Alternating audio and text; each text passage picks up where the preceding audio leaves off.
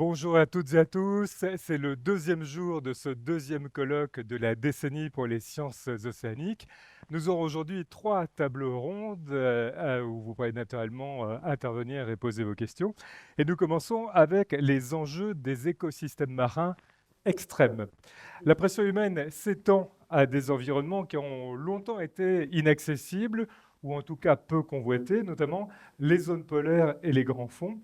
Et une course s'est engagée entre le développement de l'état des connaissances, l'utilisation durable des ressources, la gouvernance et la relation homme-nature, et des enjeux économiques, industriels et géopolitiques. Pour en parler ce matin, nous avons quatre intervenantes, à commencer par José Sarrazin, responsable du Bonjour. laboratoire environnement profond de l'IFREMER, qui est coordinatrice du projet DeepRest pour la conservation, la restauration des écosystèmes des grands fonds dans un contexte d'exploitation minière. Marianne Cambon est chercheure en Bonjour. écologie microbienne et symbiose, spécialisée dans les grands fonds à IFREMER. Vous travaillez-vous sur un projet assez proche qui est Life Deeper. Clémentine Moulin est directrice des opérations à la Fondation Tara Océan, qui nous parlera d'un projet de station polaire internationale porté par Tara. Trois projets labellisés, Décennie des océans. Et Anne Choquet est enseignante-chercheur en droit à l'IEM, l'Institut universitaire européen de la mer, présidente aussi du Comité national français des recherches arctiques et antarctiques. José Sarrazin, nous commençons avec vous. Alors, donc, ce projet DeepRest et intervient dans un contexte important puisque plusieurs pays ont manifesté leur intérêt pour l'exploitation des ressources minières. D'ailleurs, où en est-on aujourd'hui? Est-ce qu'il y a un moratoire? Est-ce qu'il est toujours valable? Alors effectivement, il y a un grand engouement pour l'exploitation des ressources minérales parce qu'il y a il y a un manque qui se fait en fait sur les ressources terrestres. Donc on cherche de nouvelles avenues pour aller exploiter ces ressources et il se trouve qu'il y en a pas mal dans les grands fonds marins. Donc pour l'instant, il y a deux entités qui gèrent en fait les ressources minérales. Il va y avoir les pays eux-mêmes quand ces ressources vont se retrouver dans la zone économique exclusive. Donc le droit minier de chaque pays va prévaloir. Alors que dans les zones internationales, ça va être l'autorité internationale des fonds marins qui va gérer l'exploration et l'exploitation de ces ressources. Donc, pour l'instant, donc chaque pays gère eux-mêmes ses ressources. Et puis, quand on parle de la zone internationale, pour l'instant, l'autorité internationale des fonds marins a délivré des permis d'exploration à plusieurs pays sur différentes ressources, que ce soit les nodules polymétalliques, les dépôts massifs de sulfure qui sont associés à de l'hydrothermalisme passé et les croûtes de manganèse. Donc, il y a des permis d'exploration qui existent et se met en place actuellement la législation qui va régir les permis d'exploitation éventuellement. Parce que le mandat de l'Autorité internationale des fonds marins, c'est bien l'exploration et l'exploitation des ressources minérales, mais dans le respect de l'écosystème. Et c'est là où... Plusieurs pays ont soutenu un moratoire. Quelle est la position de la France, d'ailleurs, à ce sujet? la France a été un des pionniers, on va dire, pour lancer un moratoire sur la non-exploitation des ressources minérales tant qu'on n'en saura pas assez finalement sur le statut finalement de ces écosystèmes qui sont associés à ces ressources. Le projet DeepRest, alors, il concerne particulièrement deux champs spécifiques. Ouais, donc DeepRest s'intéresse à la conservation, à la restauration des écosystèmes marins profonds qui, comme vous l'avez dit, sont menacés par l'exploitation minière. Ce sont les nodules polymétalliques, principalement dans le Pacifique, donc dans la zone de Clarion-Clipperton, et puis dans une autre zone qui a été, on va dire, draguée pour les nodules dans les années 60 et qu'on suit. Et puis les sources hydrothermales actives et inactives au niveau de la dorsale médio-atlantique, donc que ce soit de la dorsale médio-atlantique nord, donc aux environs des Açores, on va dire à peu près, et puis aussi en Arctique. Alors, c'est très important d'en savoir plus sur tout ça parce que les impacts potentiels sont très nombreux, en fait. En fait, c'est des impacts qu'on soupçonne, hein. Évidemment, si on exploite, il faut s'imaginer de quoi ça a l'air l'exploitation minière. Donc, évidemment, ce sera de gros engins qui vont venir exploiter la ressource. donc soit par broyage ou par aspiration, dépendamment de la ressource. Donc, évidemment, une destruction d'habitat directement, localement. Après, cette exploitation, bon, c'est du broyage, donc évidemment, ces sédiments seront remis en suspension. Donc, on peut s'imaginer que la remobilisation des éléments chimiques du sédiment pourra avoir aussi un impact sur la faune. Ensuite, c'est des gros pipelines qui vont remonter en fait la ressource à la surface, donc potentiellement aussi des sédiments qui vont fuir et créant des panaches qui vont voyager à des distances qui seront à déterminer. Ça va vraiment dépendre de l'hydrodynamisme vraiment local de la ressource. Et puis en surface, donc des bateaux qui vont recueillir cette ressource, le minerai, et puis voyager à terre pour amener le minerai. Donc évidemment, potentiellement, donc, un trafic maritime augmenté, et puis potentiellement aussi dans les routes migratoires de certaines espèces de poissons ou des baleines. Et puis, oui, il ne faut pas oublier non plus que localement, donc, ça sera des engins, donc du bruit, de la vibration et puis de la lumière dans un écosystème qui normalement vit dans le noir. Il est important aussi de connaître les spécificités de chaque zone parce qu'une zone hydrothermale ne ressemble pas forcément à une autre. Exactement, comme je le disais, particulièrement au niveau, déjà, la composition chimique des minerais va varier d'un environnement à l'autre. Et puis, toutes les questions d'hydrodynamisme et à quelle distance finalement vont voyager ces panaches de particules, déjà, c'est des trucs sur lesquels on ne connaît pas grand-chose. Les nodules polymétalliques, vous le disiez, on a déjà un peu de recul puisque depuis les années 60, on regarde ça d'assez près quand même. Oui, on a du recul parce qu'on a pas mal étudié autant la ressource que l'écosystème associé. On sait maintenant que ces nodules, en fait, c'est des petits îlots de vie, hein. Il faut s'imaginer, c'est un substrat dur. Donc, il y a certaines espèces qui vont s'installer préférentiellement sur un substrat dur, alors que les espèces de la plaine abyssale avoisinante seront complètement différentes dans le sédiment. Donc, voilà, on sait que si on détruit cette ressource, l'écosystème associé, donc le nodule, finalement, la faune va disparaître et ce, sur potentiellement de grandes distances. Par contre, au niveau des sources hydrothermales, on s'est beaucoup intéressé parce qu'on a une facilité, entre guillemets, à les trouver aux sources hydrothermales actives, qu'on voit sur l'image là, donc où là, on a une faune foisonnante, endémique aux sources hydrothermales.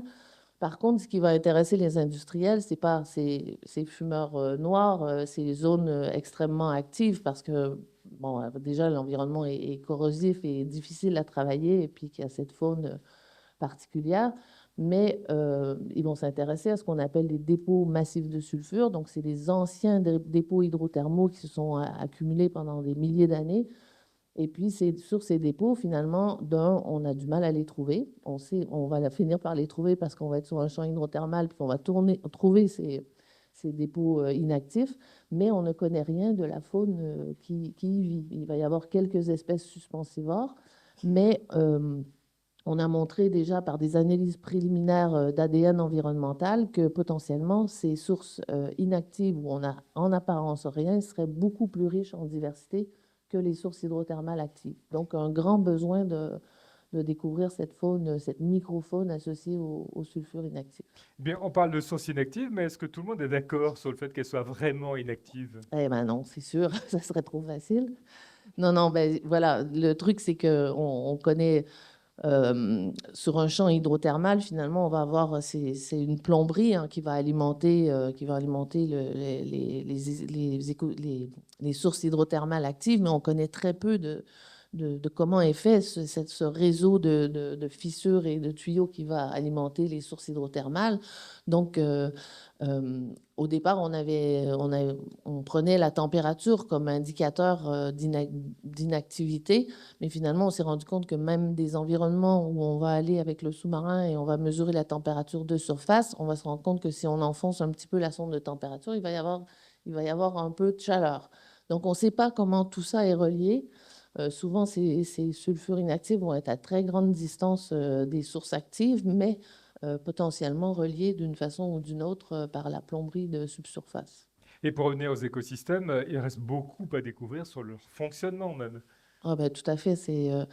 Bon, déjà, faut dire que même sur des champs hydrothermaux qu'on connaît bien, comme celui qu'on retrouve, le champ Lucky Strike qu'on retrouve au large des Açores, C'est un champ qu'on explore depuis plus d'une vingtaine d'années et on découvre encore des nouvelles espèces. Alors, je ne vous dis pas sur des sources inconnues.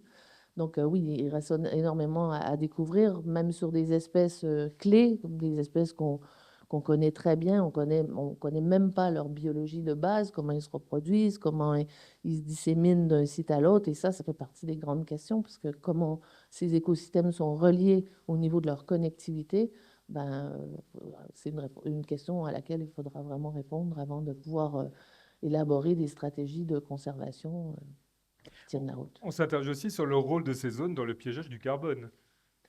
Oui, évidemment, bah oui, Évidemment. ouais.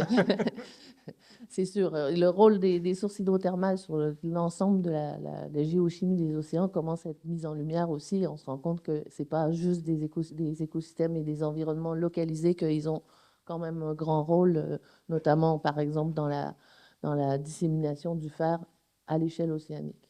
Un des grands intérêts de DeepRest, c'est aussi passionnant, peut-être un peu compliqué, c'est le côté transdisciplinaire aussi de ce projet.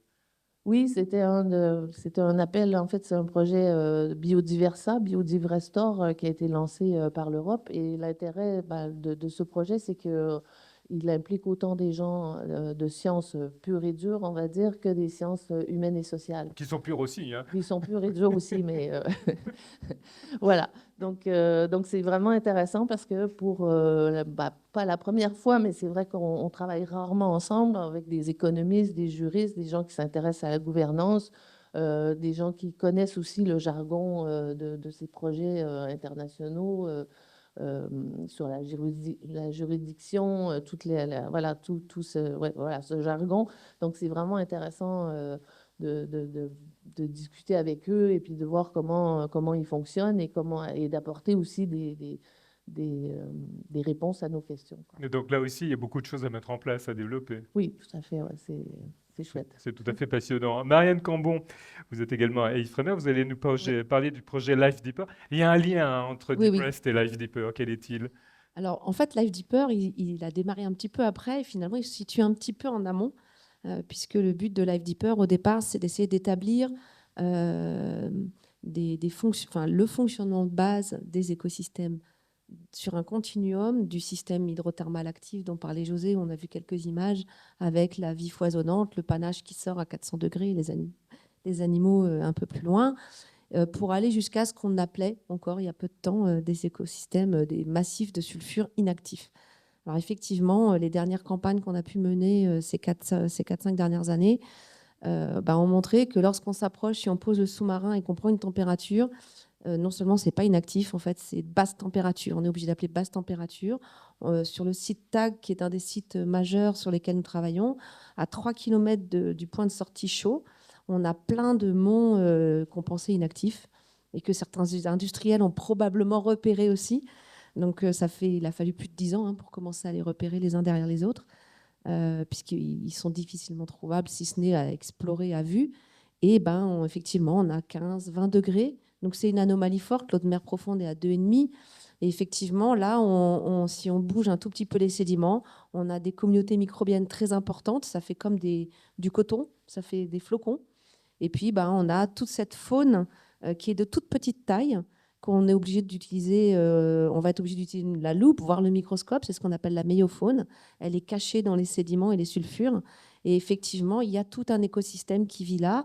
Et les dernières campagnes ont ramené pas mal d'échantillons et on va vraiment lancer un effort supplémentaire sur ce volet-là pour expliquer et essayer de comprendre ces écosystèmes.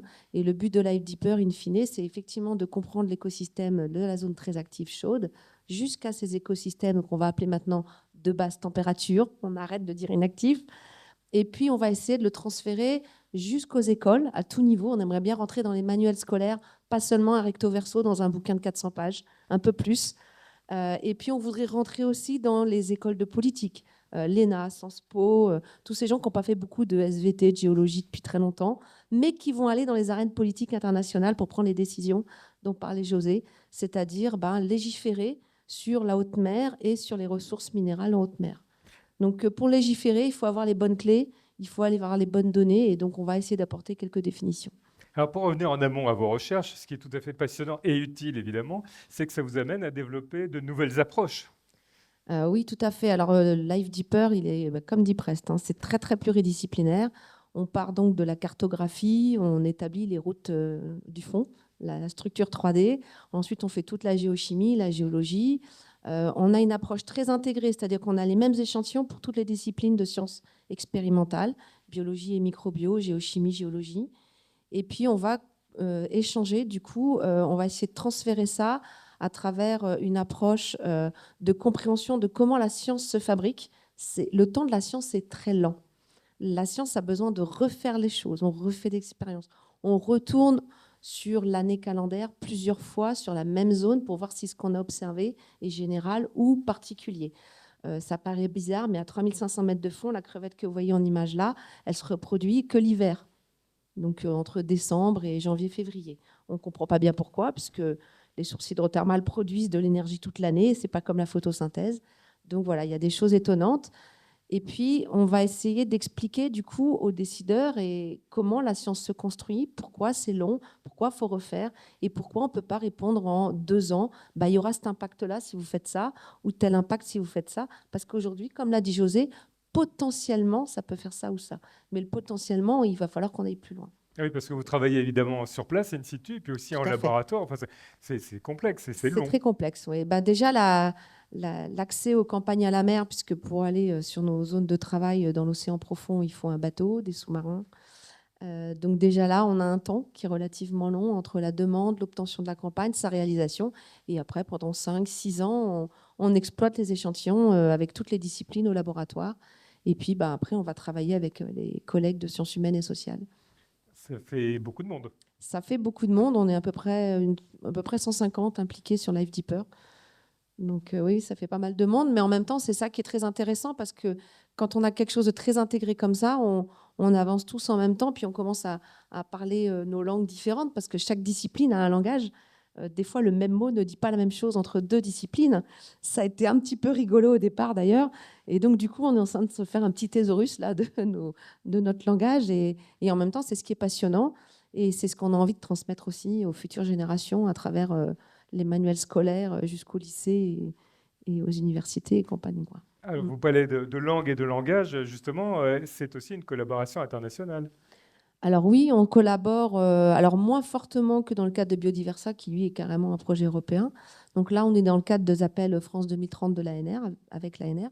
Mais on collabore effectivement avec nos collègues dans différents pays qui ont des modèles très proches des nôtres, mais sur d'autres endroits. Donc Life Deeper est centré sur la zone du contrat d'exploration que porte la France. Donc c'est l'IFREMER qui le fait pour la France.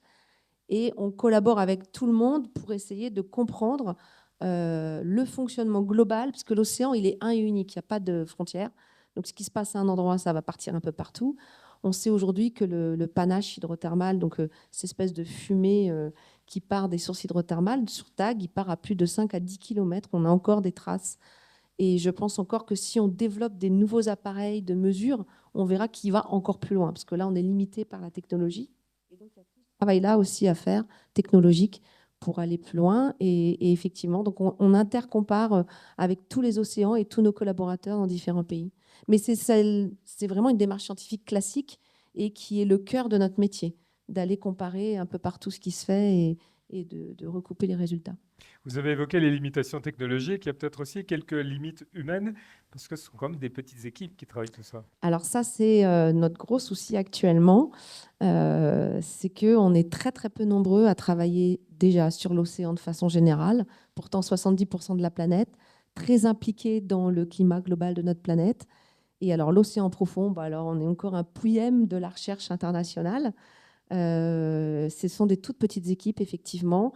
Les campagnes à la mer embarquent jusqu'à 30 personnes scientifiques et ça demande des moyens humains et financiers derrière pour travailler. Mais humainement parlant, on a beaucoup d'enjeux, on a beaucoup de pression, on a beaucoup de demandes, beaucoup d'attentes, beaucoup d'attentes des décideurs politiques et de la société, hein, de savoir, comme disait José, hein, qu'est-ce qui va se passer si on fait ça ou ça.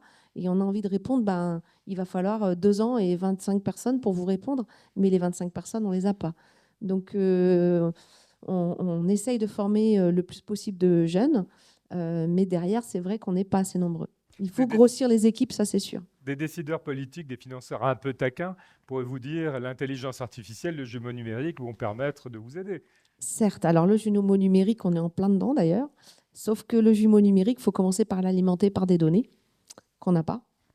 Et étudier les espèces dans les grands fonds, par exemple, un des points complètement obscurs actuellement, c'est le point du cycle de vie. On n'a aucune idée. Moi, tous les enfants me disent, mais madame, combien de temps elles vivent vos crevettes? Je ne sais pas. 1 an, 2 ans, 10 ans, 6 mois, je ne sais pas. Je sais depuis elles ont été découvertes en 1986. On sait depuis 4-5 ans qu'elles se reproduisent que l'hiver. C'est là qu'on a trouvé des femelles avec des œufs. Pourquoi? On n'a encore pas la réponse. Donc aujourd'hui, on a plus de questions que de réponses. Donc c'est assez compliqué de répondre à tout. On a beaucoup de demandes, mais il va falloir du temps et plus d'humains pour aller répondre à toutes ces questions-là. D'où l'intérêt d'un projet comme celui-là. Tout à fait. Et puis, il faudrait plus de projets. Et puis, il y a aussi tout un développement technologique, hein, on disait rapidement tout à l'heure, mais accéder aux grands fonds par 3500, 4000 mètres de fonds, ça ne se fait pas tous les matins comme ça. Donc, c'est aussi un enjeu technologique, engineering, qui est vraiment là, quoi. Nous allons remonter un peu. Nous allons nous intéresser aussi à la profondeur, mais nous allons remonter davantage pour nous intéresser au pôle avec Tara. Tara Océan qui prépare, cette fondation prépare une station, enfin un bateau qui va dériver. Clémentine Moulin, parlez-nous de cette station, la Polar Station, comme vous l'appelez. Alors, la Tara Polar Station, la station polaire française, la station polaire de Tara, pardon, c'est un bateau qui n'est pas un voilier pour ce coup-ci. C'est un bateau qui fait 26 mètres de long, 16 mètres de large. Et notre idée, c'est d'aller faire des dérives en continu, donc au pôle Nord, dans l'Arctique. Pourquoi en continu? Parce qu'en fait, alors c'est inaccessible d'une autre manière que les grands fonds, mais le projet de la Tara Polar Station fait vraiment écho à ce qu'on vient de dire avec José et Marianne. En fait, il manque de la donnée en Arctique. Et surtout, il manque de la donnée pluriannuelle et sur les différentes saisons. Donc, ce bateau a été réfléchi dans le but d'aller faire des dérives, une dérive après l'autre. On va se baser sur ce que Tara a fait à l'époque. La goélette scientifique Tara avait déjà été prise dans les glaces entre 2006 et 2008. Donc, on imagine qu'on va faire des missions qui vont durer 1 an et demi, 2 ans. On verra bien comment ça se passe en fonction de la fonte des glaces. Et donc, c'est des expéditions qui vont être en continu. On met en place une équipe scientifique avec un comité scientifique d'experts polaires. On travaille avec des Français, des Européens et des laboratoires internationaux dans le but, en fait, d'aller découvrir la biodiversité aussi, qui est très peu connue en Arctique. La mission sera vraiment, en tout cas, ciblée sur la biologie marine, mais on va aussi faire de nombreuses recherches sur tout ce qui est l'interaction entre la biosphère, l'atmosphère, toute la vie qui existe dans la glace et dans cette mer gelée, et puis aussi évidemment dans l'océan. Dans la glace, sur la glace et sous la glace aussi. Exactement. Donc on a différentes disciplines. Donc vraiment, on a des personnes qui vont se réfléchir à l'impact de la pollution des contaminants sur la création des nuages, la relation entre nuages aérosols. On a d'autres personnes des biologistes qui vont vraiment aller regarder la biodiversité et tout cet écosystème qui est unique en Arctique. On connaît très mal les grands fonds, on connaît très mal la biodiversité et tous ces écosystèmes en Arctique. Il y a une expédition Tara Océan à l'époque qui a étudié toute la biodiversité, enfin le plancton à travers les différents océans du monde, et on s'est rendu compte que cet écosystème arctique est vraiment différent de tous les autres écosystèmes. Et à l'heure actuelle, on ne connaît pas qu'est-ce qui se passe en hiver, qu'est-ce qui se passe en été. Il faut vraiment aller étudier ça. Et puis après, on aura du coup aussi toute la physique, toute la chimie de cet écosystème. Vous parlez d'impact, de pollution, je vous embêtais un peu. Et l'impact de votre bateau alors? Eh ben, c'est une bonne remarque et il faut en parler. L'idée de la Tara Polar Station, elle a été développée dans l'idée d'avoir le moins d'impact possible.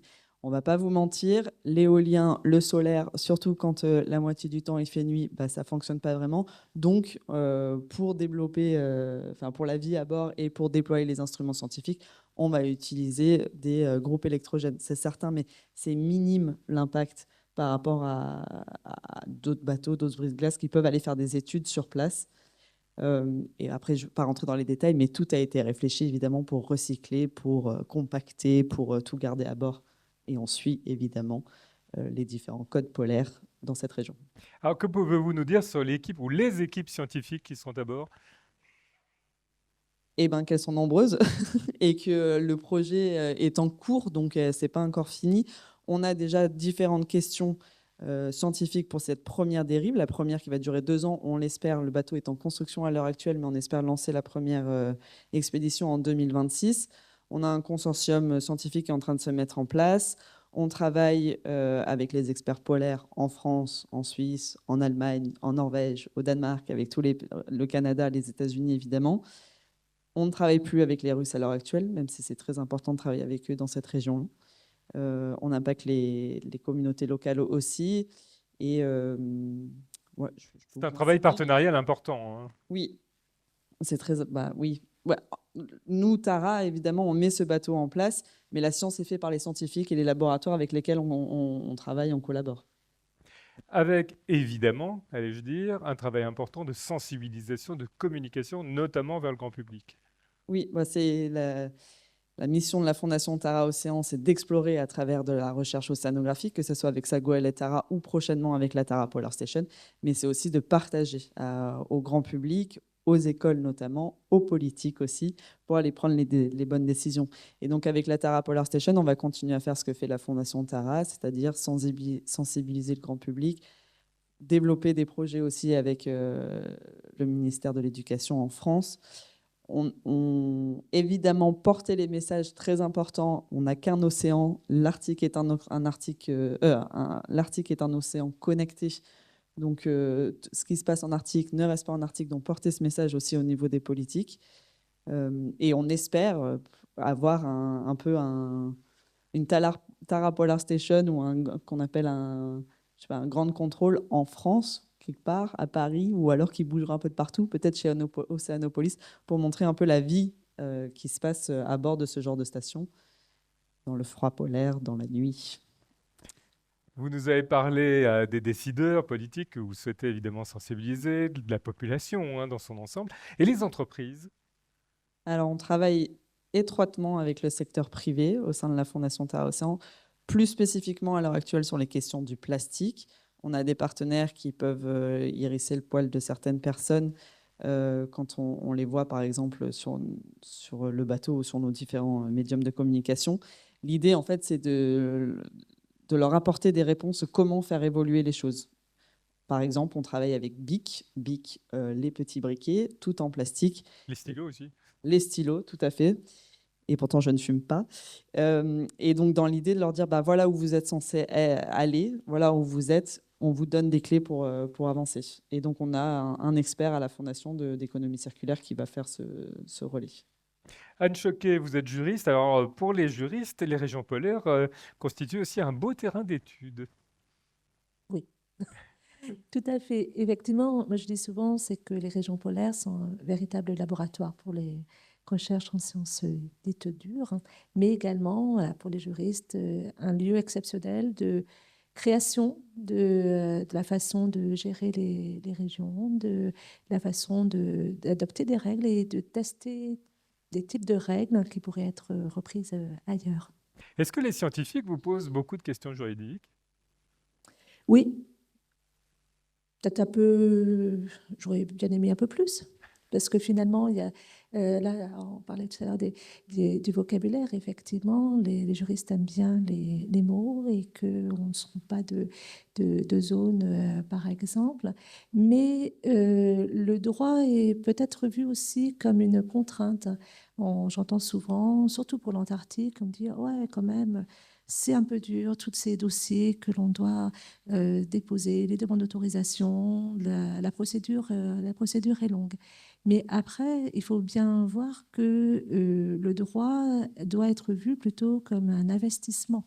c'est qu'effectivement, les dossiers sont précis, il y a plein de données, d'informations à donner, mais c'est aussi pour penser aux conséquences des activités. Bien sûr, il y a les activités humaines, mais aussi il faut penser aux activités scientifiques, parce qu'on peut envisager également des impacts, et il faut réfléchir à toutes ces risques associés aux activités humaines, dont la science.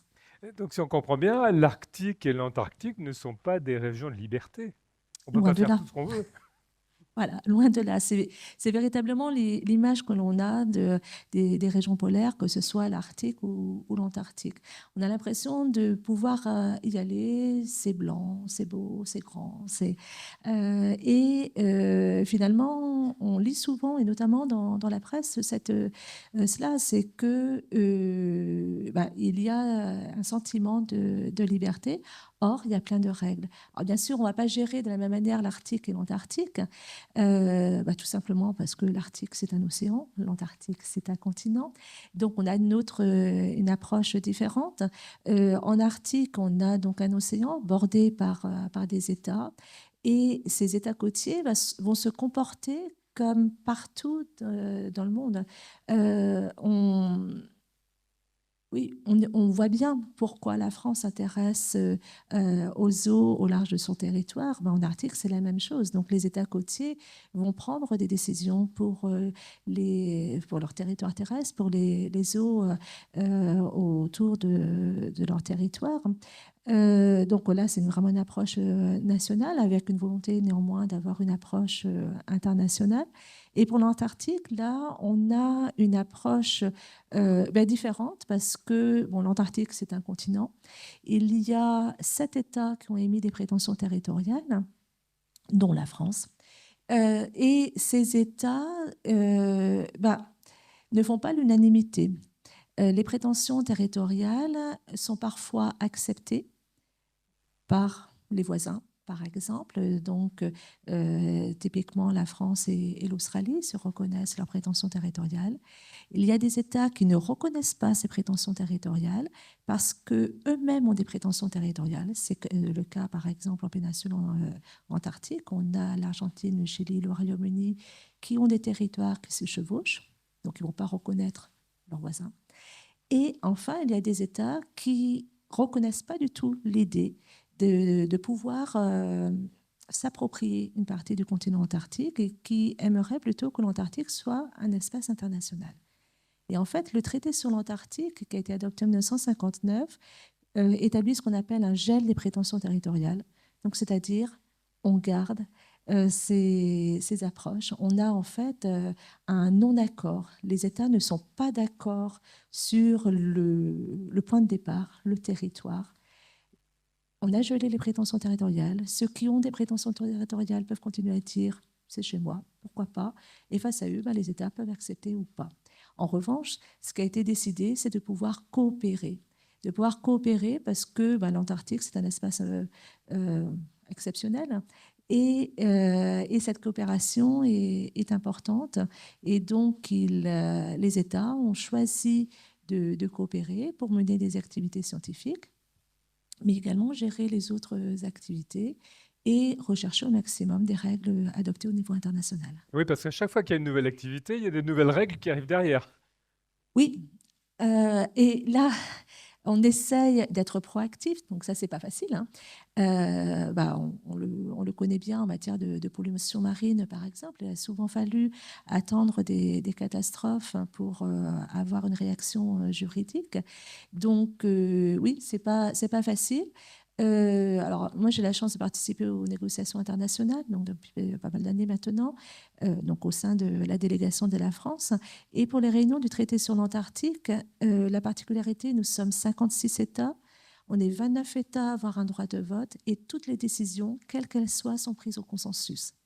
Donc, ça signifie que les négociations sont très, très, très longues. Il y a des dossiers sur lesquels on est depuis des années, par exemple la question du tourisme, par exemple. Mais on essaie d'éviter une catastrophe.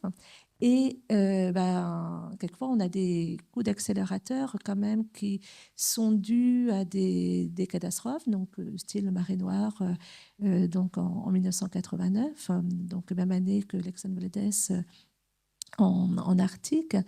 Et en 1989, alors même que les États avaient adopté l'année précédente une convention qui permettrait d'exploiter les ressources minérales, les États vont décider de ne pas ratifier cette convention. C'était le cas de la France et de l'Australie. Cette convention n'est pas entrée en vigueur.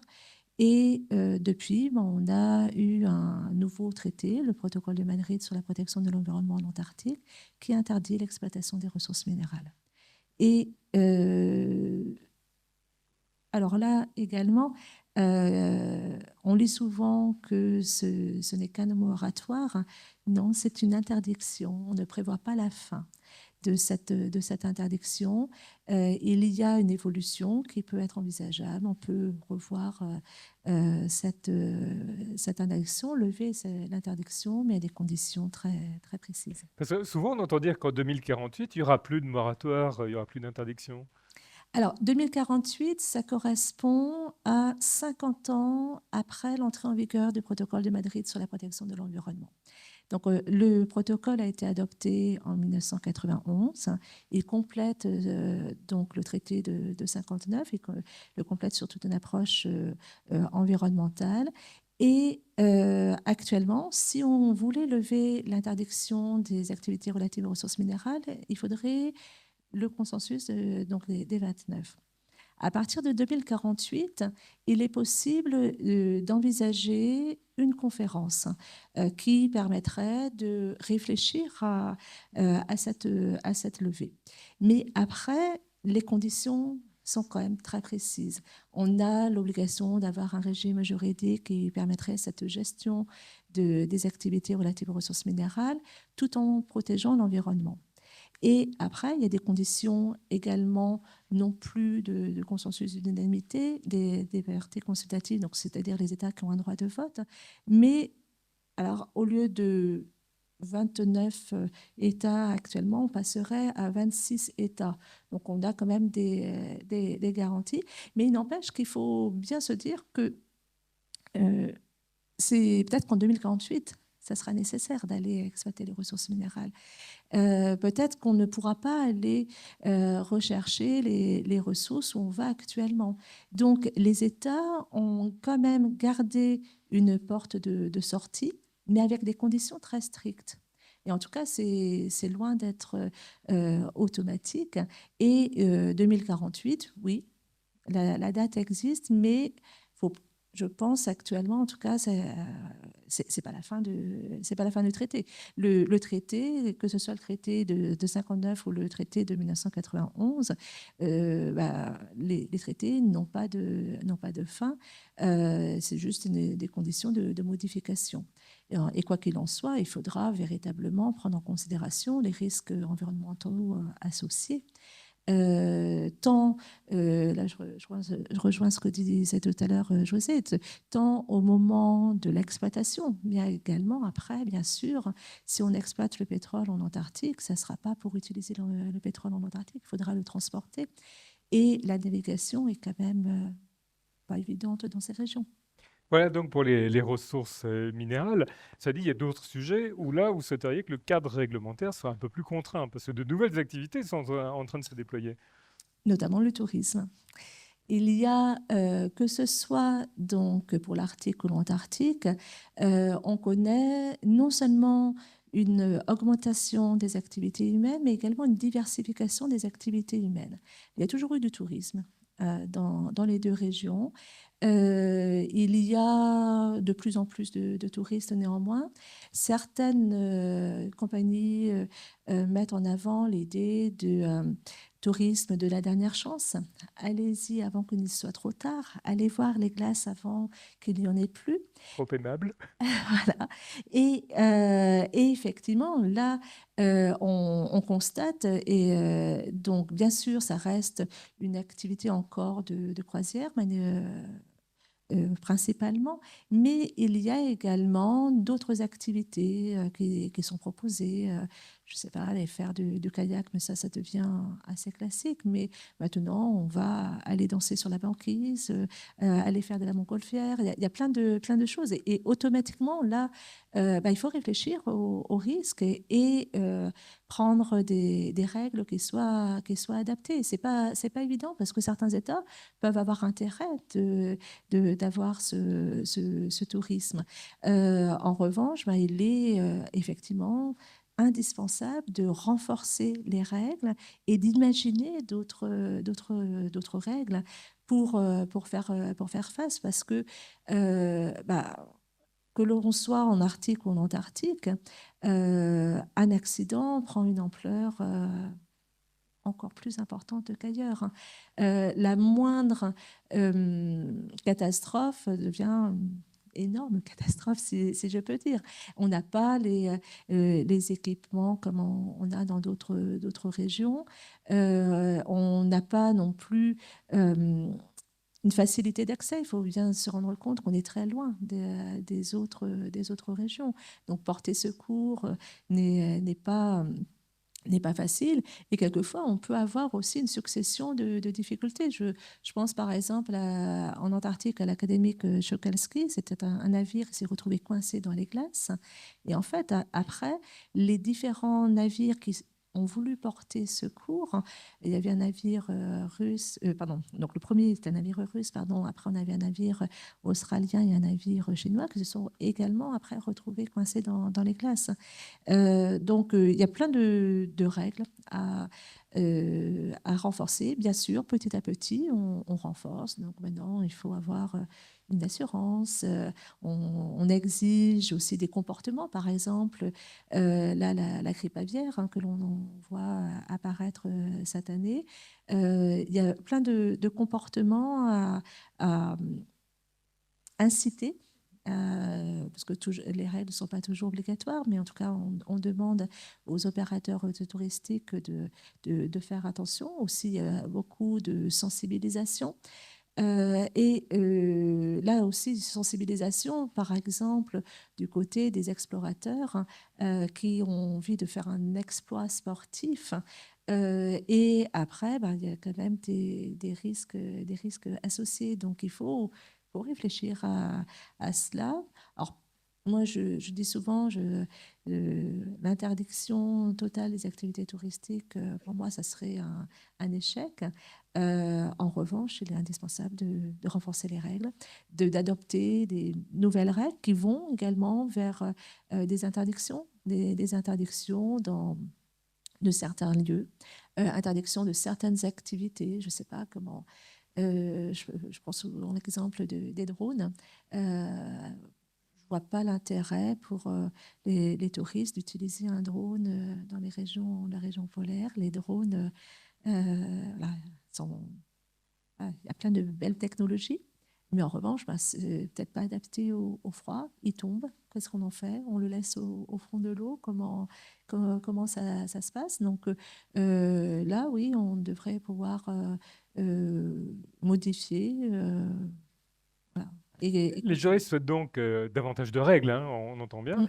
Cela dit, les États semblent vous suivre, puisque vous nous dites que des règles sont mises en place progressivement. Est-ce que c'est la tendance justement des États de renforcer le contrôle et la protection?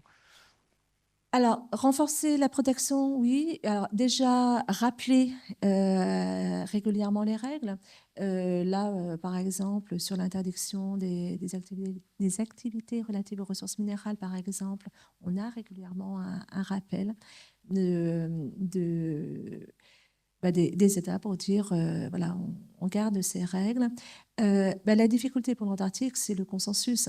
Il suffit qu'un État dise non pour que ça bloque. Là, il faut pas oublier que les régions polaires subissent également les conséquences de la géopolitique. Là, typiquement, avec le conflit en Ukraine, ça a des incidences sur les négociations internationales. En Antarctique, cependant, pour la réunion du traité sur l'Antarctique, la Russie n'a pas été exclue. Donc on continue à discuter avec la Russie. Les États aussi, on voit, alors ça, ces dernières années, peut-être aussi des suspicions par rapport à la science. Donc, normalement, les négociations reposent sur des conseils, des études scientifiques. Donc, on a des différentes représentations des scientifiques. Donc, pour l'Antarctique, c'est le SCAR, le Comité international de recherche antarctique. Donc, le CNFRA représente la France au SCAR. Et donc, le SCAR fait rapport tous les ans à la réunion du traité sur l'Antarctique sur leurs constats, les études, les résultats des études. Certains rapports sont demandés au SCAR, donc il y a vraiment de la littérature scientifique sur laquelle on peut se baser. C'est vraiment très important. On a le comité de l'environnement polaire qui est une instance en fait de la réunion du traité sur l'Antarctique qui donne conseil. Et après, on peut voir effectivement certains États dire ouais, mais quand même, êtes-vous sûr? Êtes-vous sûr que cette science, c'est la science qu'on doit retenir? Est-ce qu'il n'y aurait pas besoin d'autres études? Ah bah oui, regardez, il n'y a pas de scientifique de ma nationalité. Donc, voilà, on peut avoir ce type de difficulté. Mais néanmoins, on a quand même une volonté des États de coopérer, que ce soit au niveau de l'Arctique ou de l'Antarctique, parce que on a besoin de se connaître, besoin de discuter, et la volonté quand même de l'ensemble des États, c'est qu'il y ait le moins d'impact sur l'environnement, que les risques donc pour les personnes, pour les biens, soient le plus limités également. Donc il y a quand même une volonté, mais comme toute négociation internationale, il ne faut pas oublier que ce n'est pas facile de s'entendre. Je vous propose de revenir, avant vos questions, au projet labellisé Décennie. José, pourquoi s'être engagé dans un tel projet, dans cette labellisation Décennie? Qu'est-ce que vous y voyez dans cette décennie? Quel est l'intérêt pour vous? C'est compliqué ça comme question. Vous avez 4 heures. Je pense que les grands fonds marins sont un des enjeux principaux en fait au niveau des océans et qu'on connaît très peu. Donc je pense que d'avoir le plus de projets possibles sur cette question est importante et la décennie nous apporte quand même une visibilité assez importante. Voilà, je répondrai comme ça, très concisément. Marianne? Un petit peu pareil, je pense que qu'on disait tout à l'heure, on n'est pas assez nombreux pour répondre aux attentes internationales de One Ocean Decade. Si on veut un jumeau numérique de l'océan et une compréhension un peu exhaustive de tous les écosystèmes possibles et tous les biotopes possibles de nos océans, qui sont sans frontières, c'est pas 10 ans qu'il va falloir. Et donc, on a des petits projets avec quelques personnes et il faut essayer de les rendre visibles pour essayer de les multiplier. Clémentine? Les prévisions pour l'Arctique nous disent que la glace d'été, enfin la banquise d'été, aura peut-être disparu en 2050. Donc, toute cette biodiversité qu'on ne connaît pas, il faut y aller maintenant. Et en fait, l'Arctique, c'est sentinelle du climat. Quand on comprendra l'Arctique, qu'est-ce qui se passe là-haut, on comprendra beaucoup de choses sur le climat mondial. Et Anne, votre regard sur la décennie? On va déposer un dossier bientôt. Alors, je demandais à l'équipe technique en régie de faire la lumière dans la salle pour que nous puissions vous voir lorsque vous intervenez. C'est le temps d'échange. Vous pouvez poser des questions, demander des précisions, faire aussi des commentaires sur tout ce qui nous a été dit. Y a-t-il déjà une première demande d'intervention? Merci Emmanuel Plenskever, je travaille à l'IFREMER pour les relations internationales. Je voulais juste poursuivre l'intervention avec Anne Choquet. Est-ce que vous pouvez nous rappeler En termes de réglementation de la pêche, des activités de pêche dans les pôles, quel est le cadre qui s'applique? Alors, sur la pêche, donc pour l'Antarctique, sur le fondement du traité sur l'Antarctique, on a adopté la Convention sur la conservation de la faune et de la flore marine de l'Antarctique. Donc, ça, c'est une convention qui date de 1980 et qui a un champ territorial plus large que le traité sur l'Antarctique. Le traité sur l'Antarctique va jusqu'au 60e degré de latitude sud. La convention de Canberra donc, va jusqu'à la convergence antarctique et elle a une position particulière pour les îles subantarctiques. Donc ça, c'est une convention internationale et c'est la première convention qui a adopté une approche écosystémique. Donc, cette convention, de par déjà le champ territorial qui a été adopté, cette convention s'intéresse donc aux poissons, mais également aux oiseaux, c'est très, très large. Et c'est cette convention-là qui, voilà, c'est une organisation régionale des pêches classique sur l'adoption des règles, des quotas, des autorisations. Et du côté de la France, donc le préfet des terres australes antarctiques françaises s'intéresse donc à cette région antarctique et subantarctique, étudie les demandes d'autorisation et avec le comité de l'environnement polaire qui donne également des avis sur l'environnement. Donc ça, c'est pour l'Antarctique. Pour l'Arctique, là, c'est différent. Donc, on a les États côtiers. Les États côtiers ont des compétences au large de leurs côtes. Donc, on retrouve en Arctique les eaux intérieures, la matérielle, la zone économique exclusive. On a donc la possibilité de gérer donc sur la base de la juridiction des États compétents dans les eaux dont ils ont la juridiction. Et on a également adopté un accord interdisant, donc pour l'Arctique central, interdisant la pêche tant qu'on ne saura pas, n'aura pas d'éléments scientifiques suffisants pour dire que les risques ne sont pas trop importants.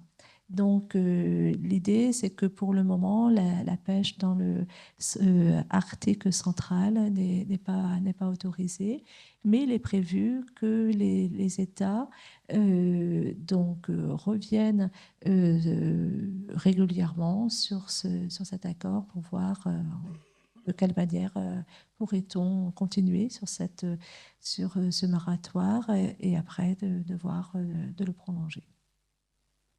Merci. D'autres interventions, d'autres questions? Oui. Alors, Oui, merci beaucoup Gilles Ricollet de l'European Marine Board. Et j'aurais une question pour les deux chercheuses d'IFREMER. Donc j'ai bien compris qu'on avait besoin de technologies importantes pour aller dans les grands fonds. Donc j'ai fait encore de la publicité pour l'European Marine Board qui a, grâce à vous d'ailleurs, sorti un document qui s'appelle Delving Deeper pour justement comprendre quels sont les enjeux des grands fonds. Et j'ai cru comprendre qu'en France, le Nautile devait être arrêté. Et la question est pourquoi, puisque c'est le seul sous-marin habité que l'on a en Europe. On voit que la Chine s'en est équipée, que l'Inde voudrait s'en équiper, que la Corée du Sud voudrait s'en équiper. Et nous, alors qu'on l'a depuis les années 80, 84, justement, 40 ans d'IFREMER, on avait ce sous-marin qui a fait ses preuves. Quelle est la raison? Est-ce que c'est nécessaire? Est-ce qu'il y a un intérêt d'arrêter ce sous-marin ou pas? c'est Donc, dommage, le PDG d'IFREMER était là hier. Donc Bon. c'est pour vous. Alors, je vais répondre parce que du coup, je suis pas mal impliquée vu la photo que j'ai laissée. Donc, alors déjà, j'ai vu qu'il y avait une coquille, c'est 6000 mètres qui fait notre sous-marin français qui donc aura 40 ans cette année, en fin d'année.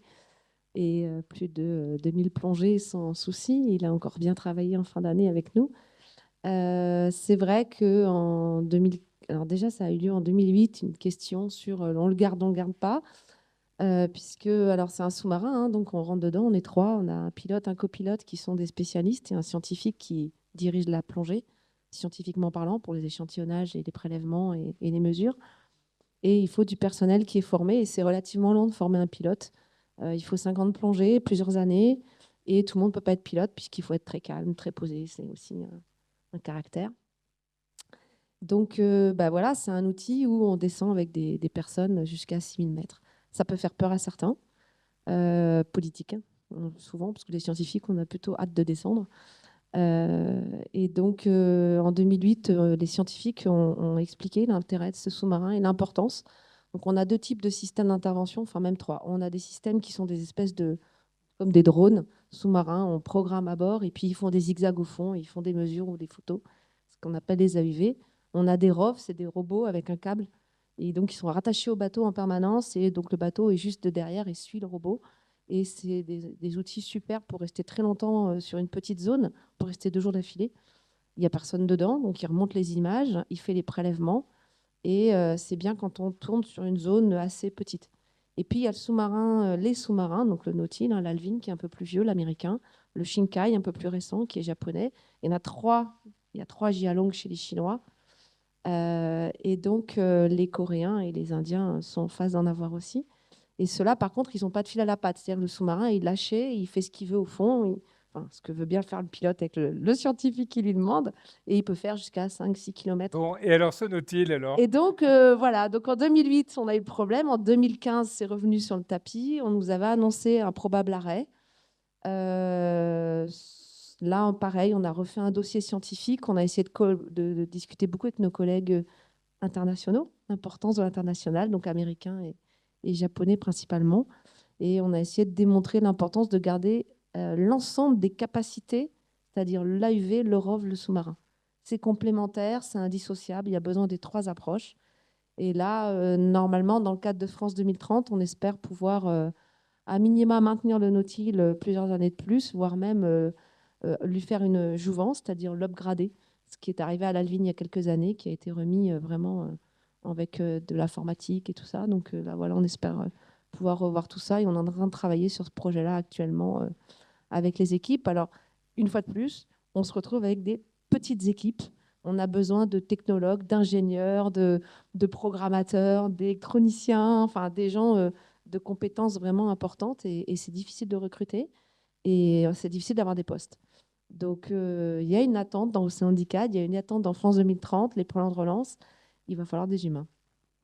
Mais on espère bien que le Nautil va pouvoir rester dans le monde de la science encore quelques années. Une autre question ici, ici et ici. Nous avons 3 questions à suivre, peut-être d'autres. Oui, c'est pas une question, mais c'est Alain Lagrange du ministère de l'Enseignement supérieur de la Recherche. C'est pas une question, c'est des commentaires et un certain nombre de réponses. Oui, je confirme qu'effectivement, le sujet du Nautil est un sujet relativement chaud. Je confirme aussi également que le sujet n'est pas enterré, qu'effectivement, il y a un budget qui a été dans France 2030, qui a été prévu pour la modernisation du Nautil. Ce budget, pour l'instant, je parle à l'heure actuelle, a été sauvegardé. C'est vrai que c'est un sujet de débat, même au sein de la communauté scientifique. Je dirais, il y en a qui sont pour, il y en a qui sont contre le fait de changer et de remplacer le Nautil par des engins complètement téléopérés. Bon, voilà, ça c'est un sujet, donc rien de grave à l'heure actuelle sur le Nautil. Par contre, en tant que ministère, je confirme que sur les sujets qu'on a abordés ce matin, ce sont des sujets de priorité française. Le grand fonds marin, je vous rappelle qu'il y a effectivement un programme d'investissement d'avenir très important, de l'ordre de 300 millions d'euros, avec une part de recherche qui est de l'ordre de 50 millions d'euros. Je confirme aussi également que nous avons vu en 2022 une stratégie polaire qui a été annoncée et portée par Olivier Poivre d'Arvor, avec effectivement le président Macron a annoncé 1 milliard d'euros pour les pôles au sens général. et qu'à ce niveau-là, ça reste véritablement une priorité avec des axes de recherche. Avec à Brest, vous avez l'Institut Paul-Émile Victor, qui est effectivement le bras armé de la communauté scientifique, je dirais, pour les pôles. Et je termine que parmi ces deux sujets qui sont importants, qui sont des projets effectivement d'avenir et portés, il y en a un autre qu'on n'a pas cité, mais qu'on a peut-être un peu parlé hier, et également, je pense qu'on en parlera cet après-midi, qui est ce qu'on appelle l'outre-mer. L'outre-mer est aussi une grande priorité française, je dirais, pour la recherche, parce que ce sont également des zones particulières, je dirais, pour pouvoir faiblement anthropiser, etc., avec un certain nombre de richesses à la fois à expliquer et à découvrir. Merci. Merci de vos apports. Nous avons d'autres demandes d'intervention. Et je dirais juste que c'est grâce à la stratégie polaire française que nous pouvons construire, en tout cas en partie, la Tara Polar Station. Alors, autre intervention, c'est à vous. Bonjour, Nicolas Bas de BRC. Merci pour les interventions très intéressantes. Moi, je m'intéresse beaucoup à l'interaction entre la gouvernance, la science, l'industrie. Et comme a été évoqué par plusieurs d'entre vous, c'est la zone du CCZ, par exemple. J'aimerais savoir connaître votre expérience justement dans ces zones où il y a beaucoup de rencontres d'intérêts entre la recherche, entre l'industrie et les intérêts nationaux aussi. Comment vous vivez l'interaction entre la gouvernance, les entreprises, la recherche, et est-ce que la place de la recherche, est-ce que vous faites comme travail est bien intégrée dans les discussions et dans les réflexions au sein des organismes comme le ISA aussi? Et si vous pouvez parler un petit peu de cet aspect-là, ou si vraiment c'est quelque chose qui est très sillonné, très compliqué d'interagir, ou est-ce que c'est un bon exemple à potentiellement reproduire sur des autres thèmes et des autres zones? Merci. José? Je vais essayer. Dans DeepRest, on a justement, comme je le disais, on a deux pôles. On a les sciences pures et dures et puis le côté sciences humaines et sociales. Et puis, c'est vrai qu'avec l'apport des sciences humaines et sociales, on travaille de pair avec l'industrie. Donc, on essaie de voir justement comment les différentes parties prenantes envisagent l'exploitation de ces ressources minérales. Et donc, on entre en dialogue et je pense que c'est fondamental qu'on rentre en dialogue avec l'industrie qui éventuellement exploitera ces ressources parce qu'on peut en apprendre de cette industrie. On peut les aider aussi à mitiguer les impacts de leur activité. Et je pense qu'en comprenant comment leur activité se dérouleront, on est capable, nous, peut-être, d'apporter des solutions importantes. Donc, je pense que ce partenariat avec l'industrie, il est fondamental. On a fait plusieurs projets européens dans le passé aussi, où on était vraiment en relation avec l'industrie minière et même l'industrie qui va utiliser ces ressources minérales pour voir ensemble comment on va bâtir des solutions. Et Autre intervention, oui. Pardon, Complément, oui. juste préciser par rapport aux négociations internationales, par exemple sur le tourisme, dans les observateurs, il y a l'IATO, qui est l'organisation regroupant les opérateurs touristiques. Et donc, eux participent typiquement aux négociations, participent pleinement, c'est-à-dire en pouvant proposer des textes, en prenant la parole pendant les négociations. La seule chose qu'ils ne peuvent pas faire, c'est prendre part à la décision. Et donc là, c'est l'IATO au niveau de l'Antarctique et on a l'équivalent de l'AECO au niveau donc arctique, pareil, les opérateurs touristiques qui également peuvent être entendus par les États. Donc, ce sont des représentants des entreprises qui sont sur les négociations, prennent part totalement. Vous avez le micro, c'est à vous. Oui, donc qu'il a été mentionné en fait la possibilité que dans le futur, des gouvernements souhaitent exploiter par exemple du pétrole dans les régions polaires. Et on a peut-être l'impression que en tant que scientifique, on n'y peut rien si un gouvernement décide d'aller exploiter le pétrole. Je pense qu'il faut absolument, vis-à-vis de ça, que les scientifiques s'approprient le message du GIEC. En tant qu'auteur du GIEC, je rappelle que dans le dernier rapport, le budget carbone a été évaluer le budget qui nous amène vers le non-respect de l'accord de Paris au-delà de 2 degrés. et que l'ensemble des infrastructures d'exploitation de combustibles fossiles existantes et déjà planifiées au moment de la publication du rapport, ça nous amène à 2 degrés, à 83% de probabilité. C'est-à-dire que tout gouvernement qui lance un nouveau projet d'exploitation de combustibles fossiles après la publication de notre rapport, c'est-à-dire maintenant, s'inscrit dans un non-respect de l'accord de Paris. Et je pense que c'est très important que tous les scientifiques sachent qu'ils peuvent s'appuyer sur ces conclusions du GIEC pour porter ce message. En fait, il faut voir que la décennie des océans c'est une décennie de croisée des chemins entre les différents scénarios et les différents chemins que l'humanité peut prendre par rapport au risque du changement climatique.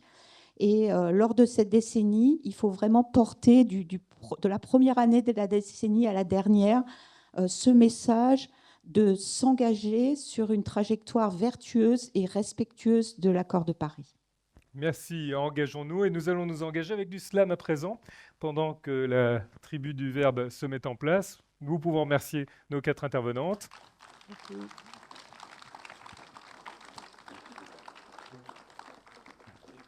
Les relations homme-nature, nous les voudrions en somme matures. Mais la pression humaine s'étend. Où cela nous mène, l'horizon s'éteint. Au fond, rien de marrant. On touche le grand fond marin, là où dans les environnements extrêmes, nos connaissances, elles se traînent. On ne connaît rien, on ne sait pas, mais reconnaît que cela s'épuise. Alors, tels des détectives, on s'escrime sur l'anthropocène du crime. Grignotant côte et morale, encore et toujours, la mer s'élève. Les profits salissent tout, les actionnaires salivent fort, et quelques voix s'élèvent. Exploration face à exploitation. Droit mineur face à enjeux majeurs. Petites gens face à de gros engins. Que de trafic dans le maritime. Quand trop de fric nous arrime au broyage notre intime. On ne sait plus à quelle source s'alimenter. Seules nos ressources sont convoitées, elles qu'on voit terriblement pillées. C'est dément tout ce bruit, sédiments détruits, haute pression même à basse température. Ça juge au pif et regarde à vue. Prendre conscience, certains en sont loin et le temps de la science est très long. Entre l'état des connaissances et les connaissances des états, l'année calendaire frise le calembour, avec toujours cette impression d'être à la bourre, toujours un peu à côté de notre assiette, quand on ne sait pas combien de temps vivent les crevettes. Mais Tara quête et monte au filet, Tara mène les recherches, Tara lit et slalom entre les études, Tara porte d'ambitieux projets, Tara semble faire avancer les choses, prendre sa place, briser la glace entre public et privé sans jamais d'éthique se priver. Tel un juriste, on aime le droit, puriste et maître de ses choix. Nous mettrons toutes les chances de notre côtier pour bien traiter l'Antarctique, se mettre raccord et mettre des accords. Donc, n'attendons pas demain pour faire une fête des voisins, n'attendons pas 2048, agissons tout de suite. Dynamitons nos modes de consommation, plastiquons les codes de nos pollutions, ne soyons pas de simples touristes dansant sur la banquise, essayons d'être des secouristes, pensant des solutions à la crise, de nouvelles mesures, de nouvelles règles pour mettre un stop à tout ce qui se dérègle.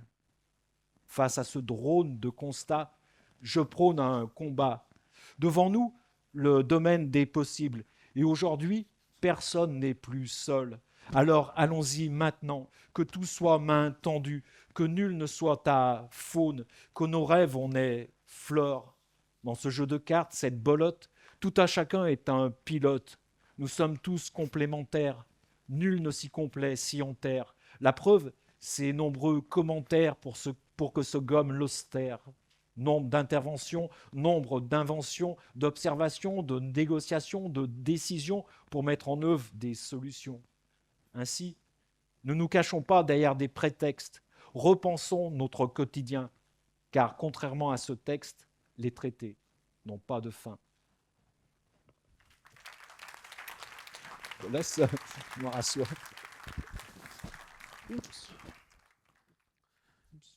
C'est la pression. Ce matin, c'est la pression extrême. On est sur YouTube, en direct, en stream, et je me sens pressurisé comme le golf traîne. C'est la pression, c'est l'impression, et j'ai l'impression de creuser sans me soucier de la pression.